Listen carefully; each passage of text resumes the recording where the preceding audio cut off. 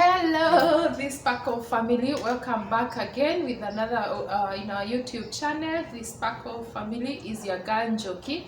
Have a guest here today, but before she introduces herself and we tell you our content for today, I would like to say a big thank you to all my subscribers. Thank you guys for choosing to be part of this family, and to all the new subscribers, karibuni nyumbani. We are happy that you have chosen us. We are the winning team. Also, please don't forget to comment down there, like and share to as many people as possible so that we can keep our channel growing day by day. Yeah, you can see there's progress and we are grateful for that. Okay, our conversation today will be just very simple on how we express ourselves, how we humanity and all that communicate and express ourselves. But then I would like my guest to introduce herself. My name is Emma Kondia, and I'm happy to be with you, Sparkle family. So I think it's my first time here, and yeah, I'm happy. Okay, thank you. Welcome to the Sparkle family. Emma, she also has her YouTube channel. I'm going to pin it down there. Ndio tunamu encourage.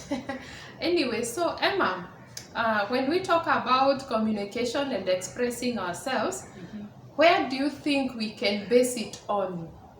We are not putting it in a basket, but how? Let's explore. Tell us what areas we are going to explore. Thank you very much, Joki, once again. So I think once we talk about communication, we know what communication is, or like she has said, how we express ourselves. It's just about expressing ourselves, or passing information and receiving information. And when we do this, passing is not enough. It's passing and making sure that the person we are passing the message to or the information has understood. In the same case to us, when we are receiving the message, to like make sure that the person for the communication to happen, the person has to pass the message and I have to receive it the way she wants it to be understood. Yeah. So I think communication is all about how we express ourselves, how we talk to each other, how we act to make sure that our messages have been received. Okay. Yeah, I think we can base it there, or unless you have something else. I would like you to tell us, like, how can we express ourselves versus communicate ourselves when it comes to background. Yeah. Our background influences a lot on the way we communicate, and depending on how we were raised up or how we grew up, that has a lot to do with how we communicate. But that is not enough, because also that is something to do with, yeah, we were raised up, but by the time we are where we are, we have passed other places that has also tampered with maybe our background, in the sense that we have also received education, and for that matter, we have like the both. We have merged the two, and maybe there are some things we have managed to change a bit depending on our education, but also the background has a lot that influences us in our manner of communication. For example, if this is just an example, it does not mean that that's the way I am, but if I was raised up by parents who are maybe very strict,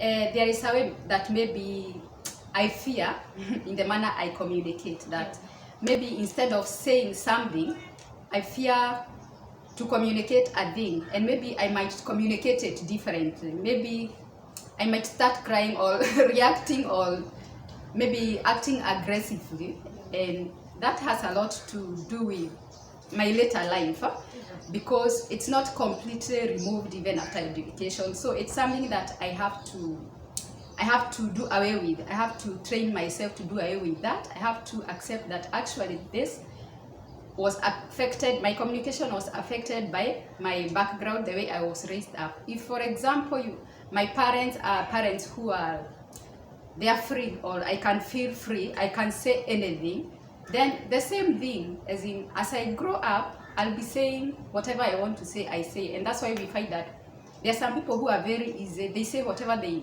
want to say, and that's it. And there are others who close themselves, and maybe you can just read what they are transmitting the message with, the manner of acting, the way they are acting. But I think still that's why we still have to do a lot in improving the way we communicate still. Yeah. Thank you, Emma. You've touched on two very important aspects, that is background and education. Then there's also the influence of culture in our communication. Please explore to us how does it affect us?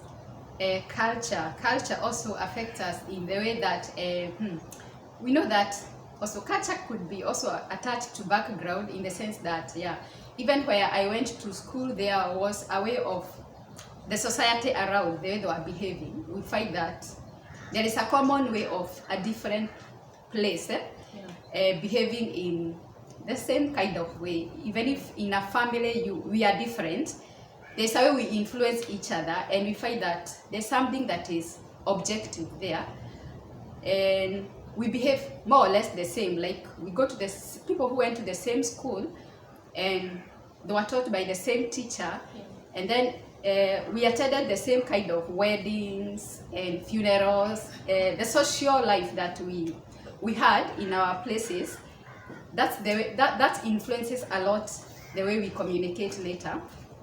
And that, in a way, it's a way of culture. Hey, I don't have an example, but I try to think that, for example, the way we communicate maybe in the olden days, that somebody has died, and people would maybe, in my time, it's sending the messages via, like, sending the children to go and tell the next family, because there was no other way of communication. There were no phones. So what used to happen is that you make use of the children to go and tell the family, and then you communicate like that. There are other places, maybe earlier, still in our culture, in the history we learned that they used to light fire, and then people will see the smoke, and they will know that actually something has happened, and it's like a way of telling people to come into that maybe family. Or there was this other thing of you beat an instrument that produces sound. I don't know whether it was a bell or whatever. That was also a way of communication. There are other cultures, other places where people cry aloud. For example, when somebody has died, and that's a way of passing the message that in this family they have lost somebody, and then already you understand. So in that matter, when we come together, you find that we are very different, and maybe you want to pass a message and you use, maybe now we don't use those messages, but it influences the way we pass the messages from, depending on where we come from. Thank you. Wow, that is amazing.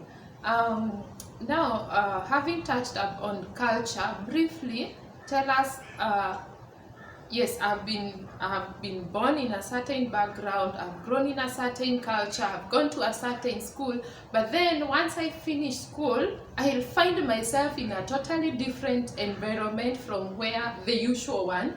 And even sometimes I will explore the world. I might go to abroad or in a different county, and maybe in some countries they call them states. Briefly tell us, how does our environment there that we find ourselves in also affect or influence our communication?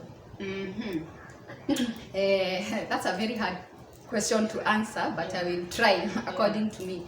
But I think education doesn't end there, because also there is the thing of cultural education, in the sense that we are able to bring all these together, and that's why we are told you mingle with many people and you become culturalized, more or less. And I think the demand here is to learn how to, it's like the way in life we have not actually rules, but we have laws that guide us, in the sense that I cannot tell myself that now I come from Kenya and I'm living with people from all over the world, and then there's a way I have to learn to see that I merge all these things, that to learn that these people for you to communicate, you have to use this method. And for another person who comes from my place, maybe it's easier to communicate, and it's just a way of going out of my, I have to put an effort, like to learn, to continue learning, that I'm dealing with people from different societies, and I have to learn how to maybe to mingle in social life, and to see how I can still socialize without affecting them, and also making sure that the message has been received, but also not sitting back and thinking they will understand me. There should be that effort of wanting to understand them, and also making myself understood. And I think in that sense, we can all live together, we can all communicate, but it's just a matter of educating our mind and our culture to culturalize ourselves. Wow, Emma, you are such an amazing girl. Thank you very much for exploring to us all those aspects of communicating, and they are very wide and they are very diverse, so we cannot, as we said before, we cannot just put them in one basket. So before I end my video, I would like to encourage you to go to my YouTube channel, Sparkle in Nature.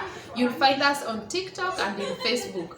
Emma, which are your social media handles? I have a YouTube channel also. Yeah, by the title is Wangoi Kondia, and you can find me there. Okay, thank you guys. Let's meet down there, and we will walk this journey together. Bye.